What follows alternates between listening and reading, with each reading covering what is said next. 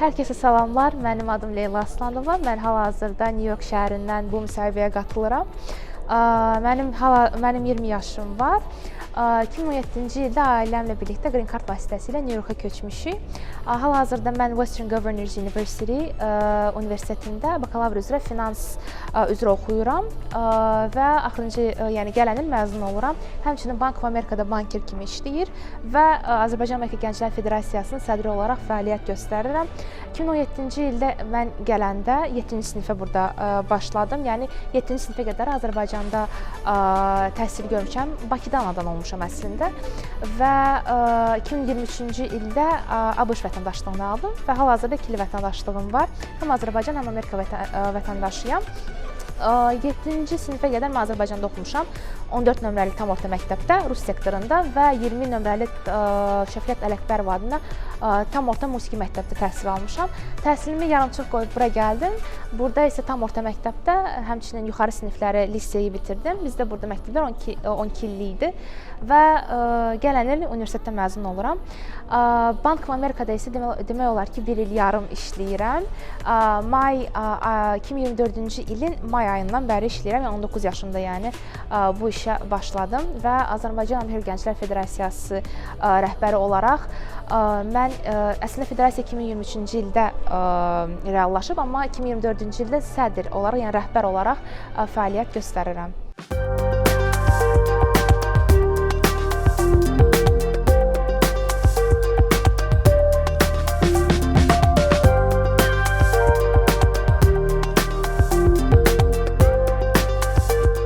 Beş dil bilirəm: Azərbaycan dili, türk dili, rus dili, ingilis dili və ispan dili. İspan dilini təbii ki, burada öyrənmişəm. Məktəbdə yəni bizə öyrədirdilər.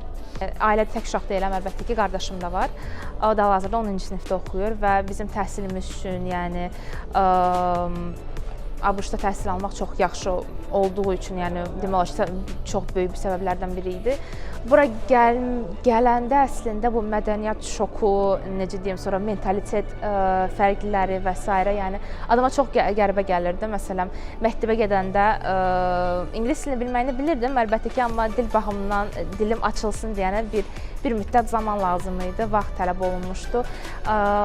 Yəni əslində sözün açığı hər dəfə məktəbə gedəndə yəni ağlaya-ağlaya evə gəlirdim. Çünki birincisi dil baxımından dil bariyeri var idi. Çünki anlamırdım. Sonra yaşlılarımla birlikdə eyni, yəni necə deyim, Bakıda yəni 5 atleçnik kimi 5-lər ala-ala burada gəlib 0 alıb ya 60 alıb, yəni adam çox kövrəlirdi. Sonra burada uşaqlar çox yəni əziyyət verirdilər, yəni ümumiyyətlə yaşlılarım məktəbə gedəndə yəni ələ salırdılar, ya deyirdilər geri qayıt ölkəvə, yəni Azərbaycanı deyəndə məndən soruşanda ki, hansı ölkədənsən, yəni Azərbaycan deyib, yəni necə deyim, peşman olurdum, çünki həmişə gülürdülər, danışanda özümü qorumağa çalışanda deyirdilər aksentim var, ingilis dilini bilmirsən. Amma get-gedə yəni sonra liseye qəbul olanda 9-cu sinifdən 12-ci sinifə qədər demək olar ki, get-gedə yəni həm dostlar qazandım, həm ölkəmi, həm milli kimliyimi daha qürurla daşıdım, yəni Azərbaycan həqiqətlərini və ümumiyyətlə yəni digər dostlarımla yəni öz ölkəm haqqında, öz haqqımda daha rahat danışa bilirdim. Çox əvvəllər əlbəttə ki, dil bariyerindən təkcə mən yox, ailəm də çətinlik çəkirdi. Yəni nə problemləri olanda və s. harası zəng eləməyə, yəni hansı bir iş baxımından və s. həmişə mən o işlərlə məşğul olurdum. İndi də məşğul oluram təbii ki, amma yenə də ailəmin mənə olduğu bu necə deyim, güvən və yəni o çox mənə vacibdir. Yəni biz bura gələndə yəni bir-birimizə dəstək göstərərək bura alışdıq. Yəni bu çətinliklər belə idi, yəni bura uyğunlaşmaq, buranın bu mentalitetinə, yəni necə deyim, bura gələndə demək olar ki, Amerika, yəni Azərbaycanla müqayisə eləsə, ümumiyyətlə yəni balaca digər bir dünyadır. Yəni burada insanlar özü yəni başqadır. Yəni burada başqa ölkənin bir milliyyətlərini, yəni milli təmsilçi olan insanları görmək burada yəni çox necə deyim, çox qəribə idi. Yəni digər ölkənin nümayəndələrini burada görmək, yəni hara gedib hansısa bir şəhər, yəni də indi deyirlər ki, Brooklyn rayonu var, Queens rayonu var, Bronx, Manhattan və s. Hər bir rayonun öz, məsəl üçün, burada məsəl üçün bir əhali qalır, orada bir əhali qalır. Yəni belə çətinliklər var idi təbii ki, amma şükür Allaha indi öyrəşirik, yavaş-yavaş, yəni öyrəşmişik. Demək olar ki, mən həyatımın yarısını elə Azərbaycanda böyüdüm, yarısını isə burada davam elədim, elətdirirəm.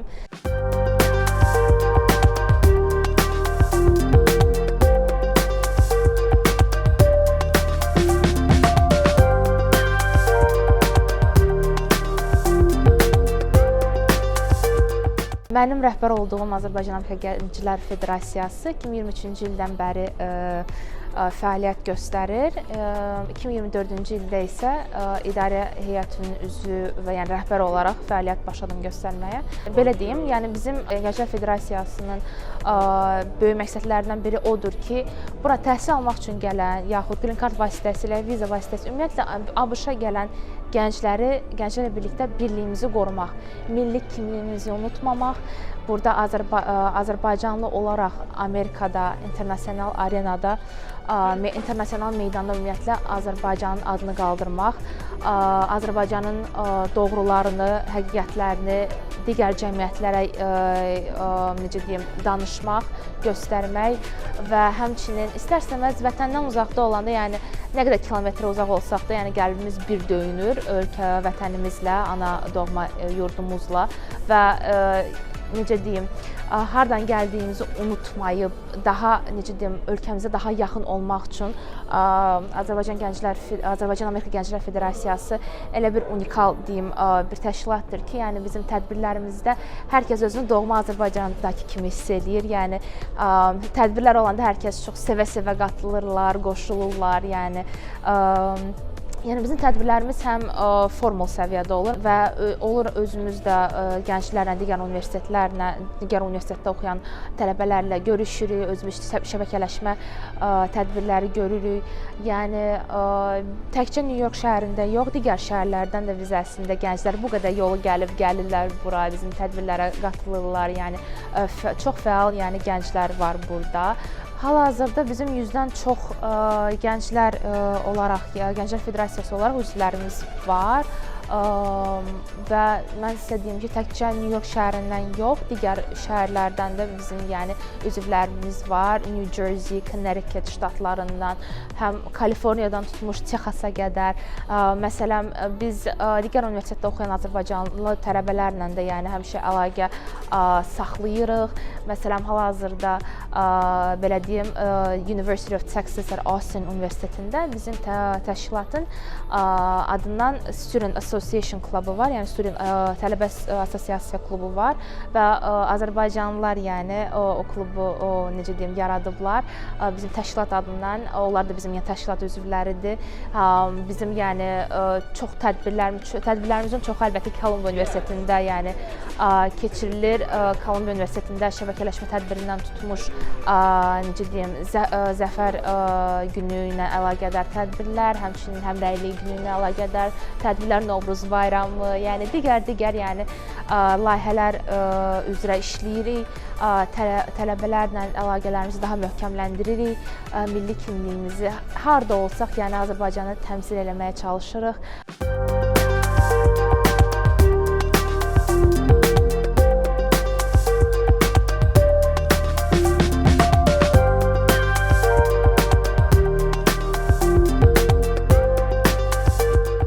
Təşkilatla əlaqədar, yəni məqsədimiz odur ki, yəni nə qədər gənclər varsa burada çox nəfəri yığıb, necə deyim, öncəliklə Azərbaycanı təmsil eləmək, yəni oxuduğumuz universitetlərdə, işlədiyimiz yerlərdə, iş yerlərində, yəni hardan gəldiyimizi unutmamaq və Azərbaycan həqiqətlərini xarici cəmiyyətlərə çatdırmaqdır. Təbii ki, yəni bir Gənclər Federasiyası olaraq bizim yəni çətinliklərimiz də var. Birincisi əlbəttə ki, yəni Azərbaycanı yəni təmsil eləməklə, yəni dezinformasiya ilə yəni üzləşmək. Əlbəttə ki, yəni burada Azərbaycan, yəni bizim ölkəmizin dezinformasiyası burada çoxdur və ona görə biz yeri gəlmişkən nüfuzlu universitetlərdə, Harvard kimi universitetdə, Columbia, Ivy League, yəni universitetlərində, NYU, New York University və digər universitetlərdə, yəni biz bu tədbirləri görərək, yəni o həmin universitetlərin professorlarını, yəni konferanslarımızda dəvət eləyərək, yəni həm özümüzü, həm Azərbaycanı təmsil edirik, həm yəni bir gənclər olaraq, yəni şəbəkələşmədə olaraq, yəni biz necə deyim, Azərbaycan həqiqətlərini göstəririk və sözün açığı biz hara getsək, yəni bir öncəlikdə, yəni biz Azərbaycanlıyıq.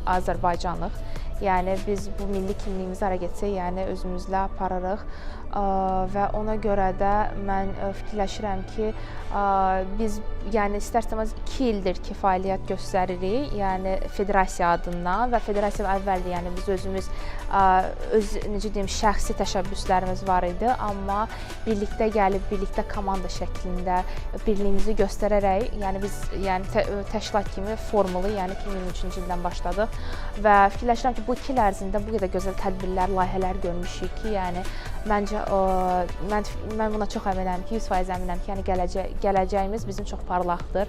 Şəxsi planlarımdan yəni danışsaq, istəyərdim ki, yəni bakalavrumu bitirəndən sonra bəlkə digər bakalavra oxuyum, accounting və sonra MBA-mi oxuyum, Master of Business Administration, biznes administrasiya diplomunu alım və ondan sonra baxım, bəlkə PhD oxudum, ya DBA, doktoranturaya müraciət elədim və geri qalanda işlə baxanda Bank of Amerikada təbii ki, istəyərdim ki, yəni böyük bir stajda işləyim, istəyərdim. Ümumiyyətlə, yəni planım ondan ibarətdir ki, bəlkə Bank of Amerikanın baş qərargahı binasında işləyim. O binada əslində olmuşam, bir neçə tədbirlərimiz olanda təbii ki, bank nümayəndəsi olaraq biz həmişə o tədbirlərə qatılırıq və yəni o bina doğrudan da çox gözəl bir binadır. Yəni mən orada özümü görürəm və orada işləmək yəni mənə çox qürur, belə onun düşüncəsi belə mənə çox qürur verici bir his gətirir və mən bundan çox əminəm.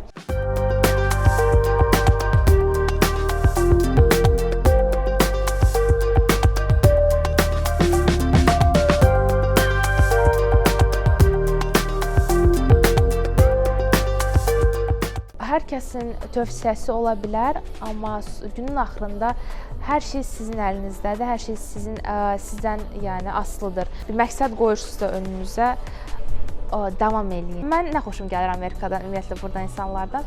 Heç vaxt heç nə üçün gec deyil. Yəni məsələn 30 yaşın ola bilər, yəni istəyirsən həyatını yenidən başlaya bilərsən. Yəni burada necə deyim, bu fürsətlər o qədər çoxdur ki, yəni onları dəyərləndirmək lazımdır. Ona görə necə deyim, məsələn deyək ki, başqa insan həyatı belədir, məsəl üçün bu insan bunu elədi, onu elədi və özlərinizi necə deyim, heç vaxt onlarla müqayisə eləməyin. Çünki onların nailiyyətləri başqa olsa da sizin nailiyyətləriniz başqadır. O insan siz ola bilməz, siz də o insan kimi ola bilməzsiniz. Dünya limitsizdir və ən öncəsində isə şəbəkələşmə çox vacibdir. Ümumiyyətlə ABŞ kimi bir yerdə şəbəkələşmə o qədər çox vacibdir. Həm iş baxımından, həm universitet təhsil baxımından, həm ümumiyyətlə şəxsi bir insan olaraq şəbəkələşmə, sosializasiya, yəni digər insanlarla necə deyim, əlaqələr qurmaq burada çox önəmlidir. Heç zaman yəni bir şeydə çətinlik çəkirsinizsə, yəni çəkinməyin. Həmişə yardım istəyin, çünki bu pis bir şey deyil, əksinə çox gözəl bir şeydir. Çünki günün axırında yəni siz necə deyim, öz həyatınızı qurursunuz və məncə bu ən çox vacibidir.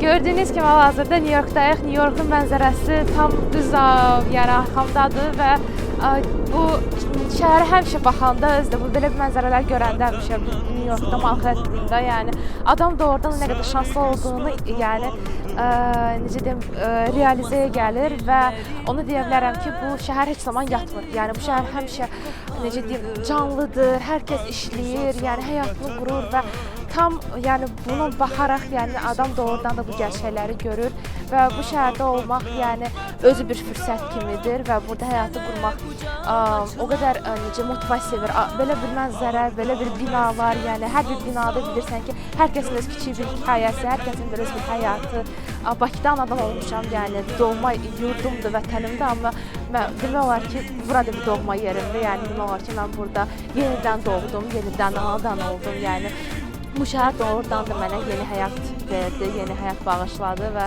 mən buna həmişə minnətdar olacağam. Nyu-Yorku çox sevirəm. Azərbaycana salamlar. Bu müsahibə vasitənizə görə çox sağ olun, minnətdaram. Görüşənədək hələlik.